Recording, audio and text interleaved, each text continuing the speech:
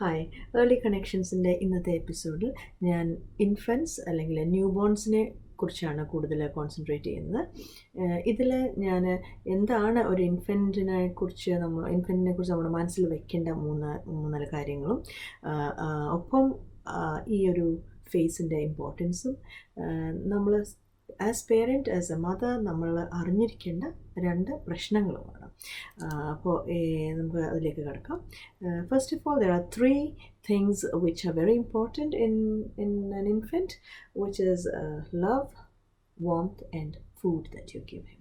So love എല്ലാം വന്നു കഴിഞ്ഞു, because love is unconditional, right? So everything is there. If you love your child, you're going to do everything for the child. അപ്പോൾ love എന്ന് പറയുമ്പോൾ തന്നെ അതൊരു it's very vast. So അതിൻ്റെ ഹൈജീനും ഹെൽത്തും അതിൻ്റെ കുളിപ്പിക്കലും എല്ലാം അതിൽ ഉണ്ട്. ആ കാര്യങ്ങളെല്ലാം നമ്മൾ നോക്കേണ്ടതുണ്ട്. ആൻഡ് സെക്കൻഡ്ലി ഇറ്റ്സ് എ വോംത്ത് എന്ന് പറയുമ്പോൾ നമുക്കറിയാം, കുട്ടി ജനിച്ചിങ്ങോട്ട് വരുമ്പോൾ അത് വിറയ്ക്കുന്ന എന്തുകൊണ്ടാണ്? Because the temperature is so different from the mothers womb and outside. അപ്പോൾ ആ അകത്ത് അമ്മയുടെ വയറ്റിൽ നല്ല ചൂട്, അതിനാവശ്യത്തിനുള്ള ടെമ്പറേച്ചർ കിട്ടിക്കൊണ്ടിരുന്നിടത്തുനിന്ന് പെട്ടെന്ന് പുറത്ത് വരുമ്പോൾ ഉള്ള ആ temperature difference. So that's why we swaddle the children. അപ്പോൾ ഇങ്ങനെ നല്ല എന്താ പറയുക, സോഫ്റ്റ് ക്ലോത്ത്സ് വെച്ച് നന്നായിട്ട് ചുറ്റി കൈകളൊക്കെ ഇങ്ങനെ അനങ്ങാത്ത രീതിയിലാക്കി വയ്ക്കുമ്പോൾ അത് അതിൻ്റേതായിട്ടുള്ള ബെനിഫിറ്റ്സ് ഉണ്ടാകും കുഞ്ഞിന്. കാലുകൾക്ക് ഫ്രീ മൂവ്മെൻറ്റ് കൊടുക്കാം, ബട്ട് കൈകളെ കുറച്ച് അത് ഇങ്ങനെ കിടന്ന് നമുക്കറിയത്തില്ല, കുഞ്ഞുങ്ങൾക്ക് റിഫ്ലെക്സ് ഉണ്ടാവാറുണ്ട് ഉറങ്ങുന്നുണ്ടെങ്കിൽ. ആ റിഫ്ലെക്സിൽ നിന്നൊക്കെ അത് നല്ല സേഫായിട്ട് കിടന്ന് ഉറങ്ങാനൊക്കെ അതിന് ഒരു സെക്യൂർ അറ്റാച്ച്മെൻറ്റ് ഫീലിംഗ് ഒക്കെ കിട്ടാനായിട്ട് swaddling is very good. And that's warmth. Okay, so the child needs love and then it needs warmth, and the last one is its food, which is actually for a newborn, it's breast milk or milk. In case mom doesn't have enough of milk, ആ അവസ്ഥയിൽ consult your doctor and paediatrician പറയുന്നതനുസരിച്ച് എന്താ വെച്ചാൽ ഫോർമുലാസോ മറ്റെന്തെങ്കിലും കൊടുക്കണമെങ്കിൽ കൊടുക്കാം. ബേബിയെ നമ്മൾ നന്നായിട്ട് ഒബ്സർവ് ചെയ്യുക. If you observe your baby, you can get into a wonderful parenting style. നമുക്കറിയാം, നമ്മളാണ് നമ്മളുടെ കുട്ടിയുടെ ഫസ്റ്റ് ടീച്ചറും എല്ലാം. അപ്പോൾ ഒബ്സർവേഷനാണ് നമുക്ക് വേണ്ടത്. Each child is different, they unique individuals. അപ്പോൾ ഓരോ കുട്ടിക്കും ഓരോ സ്റ്റൈൽ, അല്ലാതെ എല്ലാവർക്കുമായിട്ടൊരു one size fit all advice എനിക്ക് തരാൻ പറ്റത്തില്ല. പക്ഷേ you keep observing your child. അതിൻ്റെ സ്ലീപ്പ് പാറ്റേണും അതിൻ്റെ ഫുഡ് സ്റ്റൈലും അതിന് വേണ്ട സമയം, ആഹാരം, പാലൊക്കെ വേണ്ട സമയങ്ങൾ ഓരോരുത്തർക്കും ഓരോന്നായിരിക്കാം. എന്നാലും ഇൻ ജനറൽ ഒരു 2-3 മണിക്കൂർ ഇടവിട്ട് കുഞ്ഞുങ്ങൾ പാൽ ആവശ്യപ്പെടും. ന്യൂ ബോൺസ് ആണെങ്കിൽ അത് കരയും, നമ്മളതിനെ ഫീഡ് ചെയ്യുകയും ചെയ്യും. അത് അമ്മയ്ക്ക് അത് ഫീൽ ചെയ്യും കുഞ്ഞിന് കൊടുക്കണം എന്നുള്ളത്. അപ്പോൾ അതിന് പാല് കൊടുത്തേ പറ്റുള്ളൂ ആ സമയത്ത്. അതുപോലെ as soon as the diapers get wet, you need to change that, keep it warm. കരയുന്നതിനാണ് അത് കുഞ്ഞിന് സന്തോഷം കാണിക്കാൻ പറ്റും, കരയാൻ പറ്റും. This is how it communicates. അപ്പോൾ കരച്ചിൽ അതിൻ്റെ ഒരു കമ്മ്യൂണിക്കേഷൻ മെത്തേഡാണ്. അത് കണ്ടിട്ട് ടെൻഷൻ അടിക്കേണ്ട കാര്യമില്ല. It's okay to cry. അതുപോലെ there are two ways we can wound the child emotionally, or wound its feelings എന്ന് പറയും. ബിക്കോസ് ഈ ഒരു സ്റ്റേജ് 0 to 1.5 year ഒരു ഫേസാണ്. There are different phases in a child's life. അപ്പോൾ ഈ ഫേസിന് ഇറ്റ്സ് കോൾഡ് അറ്റാച്ച്മെൻറ്റ് ഫേസ്. ഈ അറ്റാച്ച്മെൻറ്റ് ഫേസിൽ എന്താ പറയുക, it's developing that sense of security and safety from the care giver. ഒരു 1-on-1 റിലേഷൻഷിപ്പ് ഐഡിയലാണ്. അമ്മയുമായിട്ട് അടുത്തിരിക്കുന്നു, അല്ലെങ്കിൽ അച്ഛനുമായിട്ട് അടുത്തിരിക്കുന്നു, പലരുമായിട്ട് ഇങ്ങനെ കൈമാറി സ്ട്രേഞ്ചേഴ്സിൻ്റെ കയ്യിലൊക്കെ കുട്ടിയെ കൊണ്ട് കൊടുക്കുന്ന അതിനേക്കാൾ അത് നല്ലൊരു കാര്യമല്ല എന്ന് തന്നെയാണ് ഞാൻ പറയുന്നത്. അപ്പോൾ അത് നമ്മളുടെ നാട്ടിലൊരു കൾച്ചർ വെച്ചിട്ട് നമുക്കറിയാം, നമ്മളൊരു കുഞ്ഞിനെ കാണാൻ ചെല്ലുമ്പോൾ നമ്മൾ കുഞ്ഞുങ്ങളെ ചിലപ്പോൾ അങ്ങ് ചുമ്മാ എടുക്കുക ചെയ്യുന്നത്. പക്ഷേ വെസ്റ്റേൺ സ്റ്റൈലിൽ അല്ലെങ്കിൽ ഇവിടുത്തെ ഫിലോസഫികളുണ്ട്, പല ഫിലോസഫികളുണ്ട്. അതിനെക്കുറിച്ച് ഞാൻ വേറെ എപ്പിസോഡിൽ ഡീൽ ചെയ്യാം. ഡിഫറെൻറ്റ് ഫിലോസഫി ലൈക്ക് മറിയ മോണ്ടിസോറിയുടെ ഫിലോസഫി അല്ലെങ്കിൽ റായ് ഫിലോസഫി.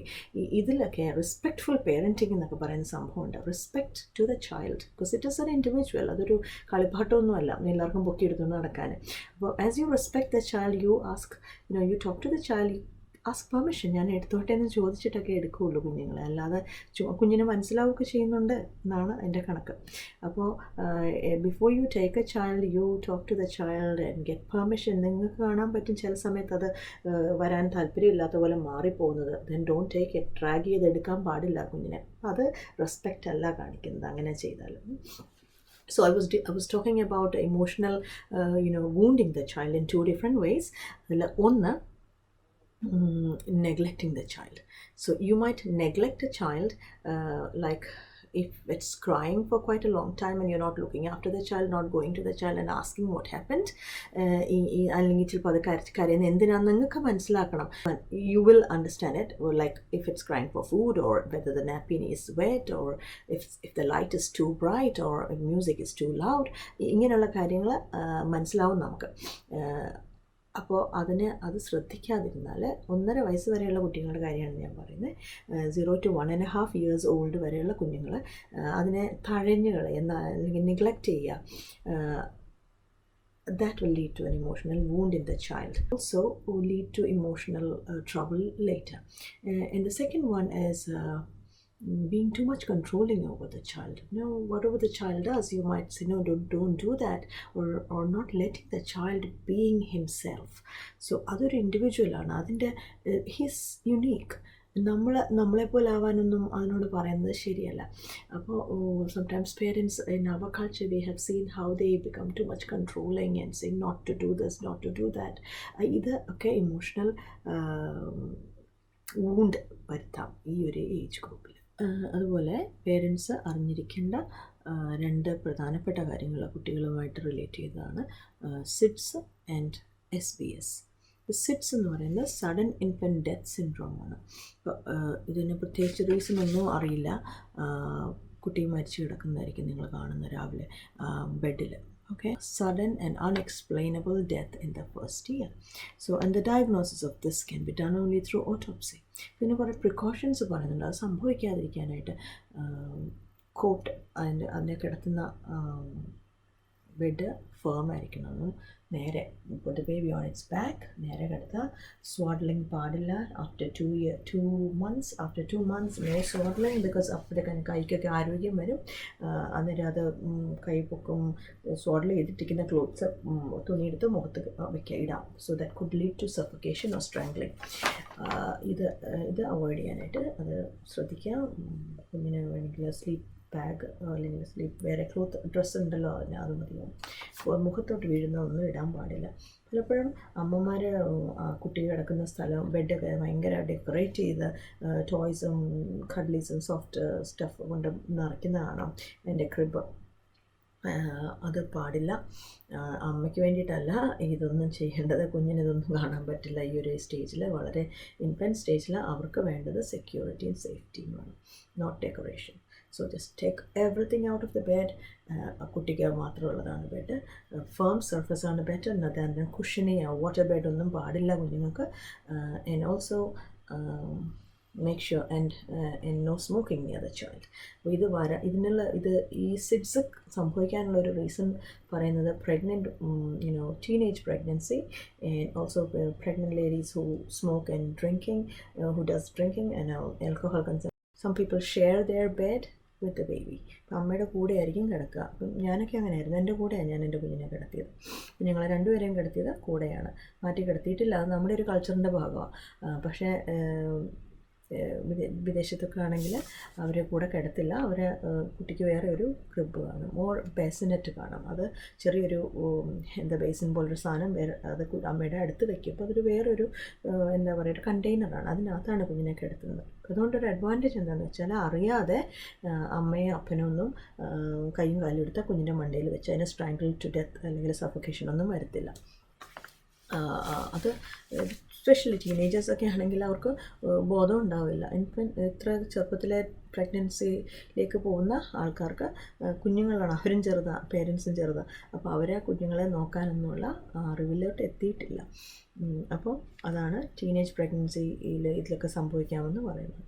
അപ്പോൾ നമ്മുടെ കൂടെ കിടത്തുകയാണെങ്കിൽ നമ്മൾ അതുപോലെ കെയർഫുള്ളായിരിക്കണം. അല്ലാത്ത പക്ഷം അതിനെ സെപ്പറേറ്റ് ബാസിനെറ്റിലോ ക്രിബിലോ കിടത്തുന്നതാണ് ഈ സിഡ്സ് സംഭവിക്കാതിരിക്കാൻ നമുക്ക് ചെയ്യാൻ പറ്റുന്ന കാര്യം.